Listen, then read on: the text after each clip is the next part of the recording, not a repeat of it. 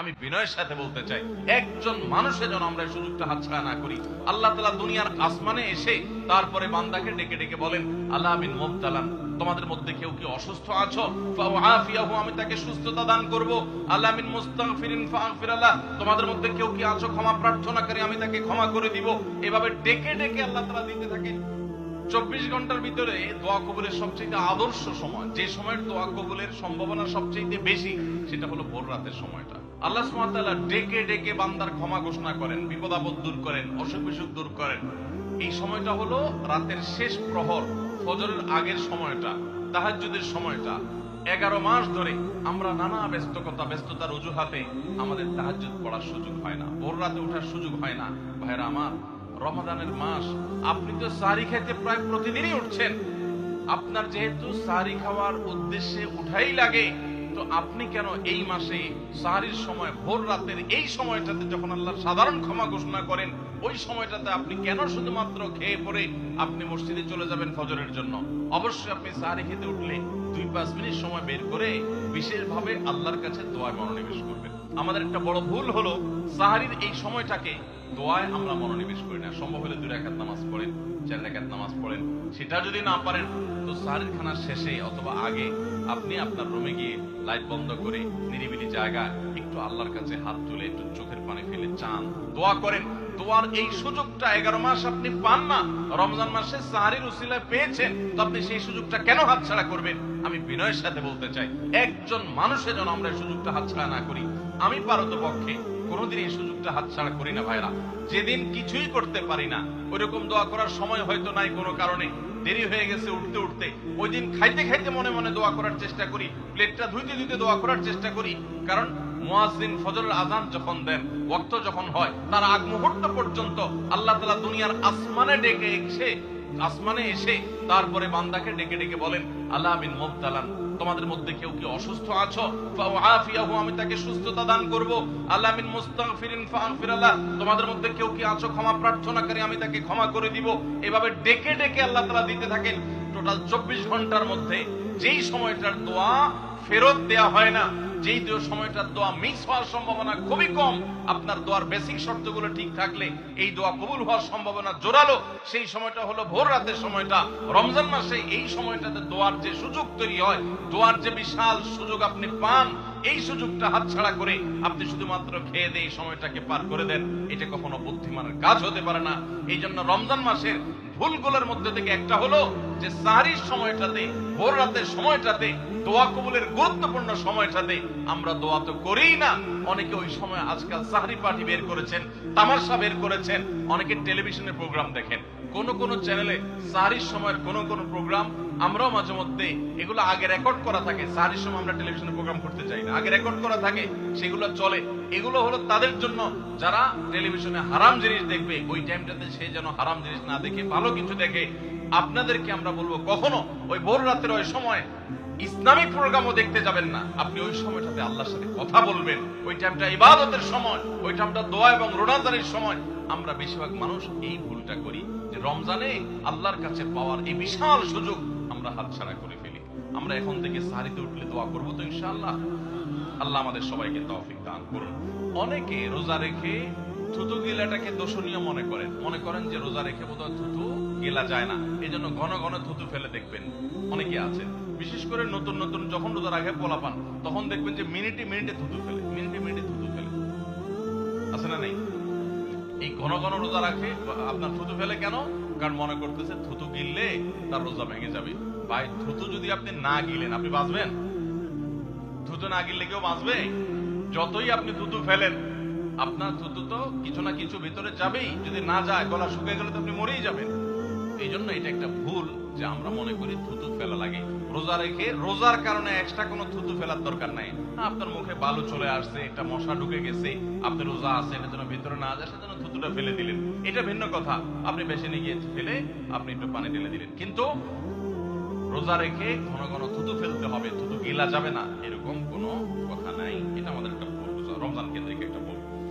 আমরা বেশিরভাগ মানুষ রমজান মাসে ফজরের নামাজ পড়ে এসে ঘুম দেই। আপনার যদি রাতে ঘুম না পুরে আবার দিনে ডিউটি থাকে, ঘুম একটু যদি যাওয়াই লাগে, তো ফজরের পর পর ঘুম পাবেন না। আলহামদুলিল্লাহ, আমাদের বাসায় আমরা এটার প্র্যাকটিসটা প্রতি বছর খুব হার্ডলি করার চেষ্টা করি। ফজরের পর কোনো ঘুম নেই, ফজরের পর একটা কোরআন তেলাওয়াত করেন। প্রথম চোখ ভেঙে আসবে, কারণ আপনি ভোর রাতে উঠছেন, অভ্যাস নাই। তো যাতে চোখে ঘুম না আসে সেজন্য নানান বুদ্ধি বাইর করেন, করে ঘুম দূর করেন, একটু উঠবস করেন। ওই টাইমে বসে ফজরের পরে আপনি তেলাওয়াত করেন, জিকির আজকার করেন, সকাল সন্ধ্যার দোয়াগুলো পড়েন, একটু দোয়া করেন, রমজানের কিছু আমল করেন। এশরাকের নামাজের ওয়াক্ত হয়ে গেছে, 2 রাকাত নামাজ পড়ে এরপর আপনি পারলে দরকার হলে শুয়ে যান, কিন্তু ফজরের পর শুয়ে যাবেন না। এটা একটা ভুল, কারণ নবী করিম সাল্লাল্লাহু আলাইহি সাল্লাম সকালের এই সময়টার জন্য দোয়া করেছেন, আল্লাহুম্মা বারিক লি উম্মতি ফি বুকুরিহা, আল্লাহ আমার উম্মত জন্য সকালের সময়টাতে বরকত দান করুন। আর ওই সময় আপনি ঘুমায় থাকছেন। তো রমজান মাসে আমরা এটা ভুল করি, এটা আমরা করবো না যথাসম্ভব। আমরা যারা নিয়মিত আজানের জবাব দেই, আজানের জবাব দেওয়া একটা আমল, আপনারা জানেন তো, মুয়াজ্জিন যা বলে তার সাথে সাথে তা বলা, তার পরপর সেটা বলা। মুয়াজ্জিন যখন আল্লাহু আকবার বলে, তখন আপনিও আস্তে আস্তে করে আল্লাহু আকবার বলবেন। মুয়াজ্জিন আবার যখন আল্লাহু আকবার বলবে, আপনিও আল্লাহু আকবার বলবেন। মুয়াজ্জিন যখন আশহাদু আল্লা ইলাহা ইল্লাল্লাহ বলবে, আপনিও আশহাদু আল্লা ইলাহা ইল্লাল্লাহ বলবেন। মুয়াজ্জিন যখন আশহাদু আন্না মুহাম্মাদুর রাসূলুল্লাহ বলবে, আপনি কি বলবেন? আশহাদু আন্না মুহাম্মাদুর রাসূলুল্লাহ বলবেন। অনেকে সাল্লাল্লাহু আলাইহি সাল্লাম পড়ে, সাল্লাল্লাহু আলাইহি সাল্লাম পড়বেন হলো আযানের শেষে, কিন্তু আযান চলাকালীন আশহাদু আন্না মুহাম্মাদুর রাসূলুল্লাহ বলবেন। সহিহ মুসলিমের আযানের জবাব দেওয়ার অধ্যায়ে পরিষ্কারভাবে নবী সাল্লাল্লাহু আলাইহি ওয়াসাল্লাম শিক্ষা দিয়েছেন। ইমাম মুয়াজ্জিন যখন বলবে ইযা ক্বালা আশহাদু আন্না মুহাম্মাদুর রাসূলুল্লাহ ফাকুলু আশহাদু আন্না মুহাম্মাদুর রাসূলুল্লাহ, তখন আমরা আশহাদু আন্না মুহাম্মাদুর রাসূলুল্লাহ বলবো। এরপর হাইয়া আলাস সালাহ হাইয়া আলাল ফালাহ যখন বলবে, তখন লা হাওলা ওয়ালা কুওয়াতা ইল্লা বিল্লাহ বলবো। এরপর আল্লাহু আকবার বললে তাই বলবো, লা ইলাহা ইল্লাল্লাহ বলার সময় তাই বলবো। তারপরে আযানের জবাব দেব, দুরূদ পড়বো, দোয়া পড়বো। এই যে আযানের জবাব, এটাতে লাভ হয় কি জানেন? মুয়াজ্জিন আযান দিয়ে যে সওয়াব পায়, আযানের যারা মুখে জবাব দেয়, মুয়াজ্জিনের সাথে সাথে বলে, তাদেরকে আল্লাহ তাআলা সমপরিমাণ সওয়াব দান করেন। আর মুয়াজ্জিন কি পরিমাণ সওয়াব পায় সেটা কি জানেন? কোন মুয়াজ্জিন যদি আল্লাহকে খুশি করার জন্য আযান দেয়, দুনিয়ার উদ্দেশ্য তার কাছে না থাকে, বরং আল্লাহকে খুশি করাটাই তার উদ্দেশ্য থাকে, তাহলে এই মুয়াজ্জিনের ফজিলত হলো, ওই মুয়াজ্জিনের আযান শুনে যত মানুষ মসজিদে আসবে, ওই ওয়াক্ত নামাজে যত মানুষ শামিল হবে, সবাই যে পরিমাণ সওয়াব পাবে, যার যার অ্যাকাউন্টে যাবে, বোনাস হিসাবে সবার সমপরিমাণ সওয়াব মুয়াজ্জিনকে দেওয়া হবে। আর আপনি মুয়াজ্জিনি না করে শুধু আযানের জবাব দিলেও সেই মর্যাদা বোনাস হিসেবে আল্লাহ তাআলা আপনাকে দান করবে। এই হাদিসের ফজিলত একবার আরো 10, 12, 13 বছর আগে কোন এক জায়গায় আমি বলেছিলাম, সৌদি আরবে থাকতে।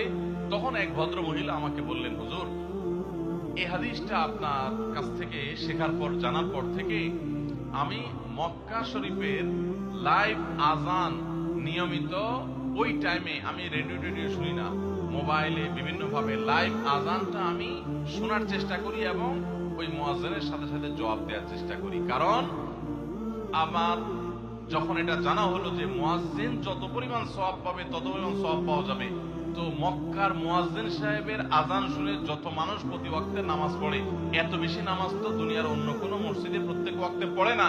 সো আমি লক্ষ লক্ষ মানুষের নামাজ পড়ার সমপরিমাণ সওয়াব, মুয়াজ্জিনের পরিমাণ পেতে চাই, সেজন্য মক্কার লাইভ আযানটা আমি ফলো করি।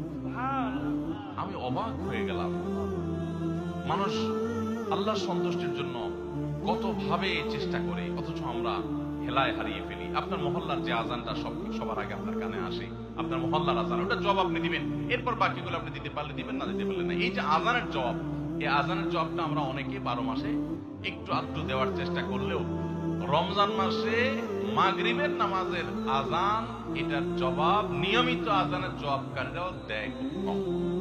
এটা রমজানের একটা ভুল। কেন দেয় না? কারণ সেই আসরের পর থেকে নিয়ে 10, 12 পদ, 13 পদ, 14 পদ ইফতার সামনে নিয়ে বসে যে দাঁত কচ করতেছিল, হাতগুলো শুধুমাত্র আঁকুপাকু করতেছিল যে কখন আপনার বেগুনি ধরবে, কখন পেঁয়াজ ধরবে, কখন গুটমরিতে হাত দিবে। হ্যাঁ, যখন আঁকুপাকু করতেছিল, সূর্য ডুবছে, মুয়াজ্জিন সাহেব আল্লাহু আকবার হাঁকা শুরু হয়েছে, আর হুমড়ি খেয়ে অনেক ঝাঁপায়া পড়ছে, খাইতে খাইতে কখন আযান শেষ হয়ে গেছে টেরও পায়। ঠিক না বেঠিক? আপনি খান, ওয়াক্ত হয়ে গেছে, সাথে সাথে আপনি খেলেন, আযান শুনলেন, সাথে সাথে আপনি খেলেন, ভালো কথা। একটু মুখে দিয়ে খেতে খেতে, খাওয়ার ফাঁকে ফাঁকে মুয়াজ্জিনের আযানের জবাবটা দিয়ে ফেলেন। কিন্তু ম্যাক্সিমাম মানুষ আমরা এই ভুলটা করি। আমি খেয়াল করে দেখেছি, যারা নিয়মিত আযান দেয় তারাও আজানের জবাব দেয়, তারাও দেখেছি এটা করে না, অর্থাৎ ভুল হয়ে যায়। তাহলে আমরা লক্ষ্য করবো তো ইনশাআল্লাহ মাগরিবের সময় ইফতারের ফাঁকে ফাঁকে আমরা আজান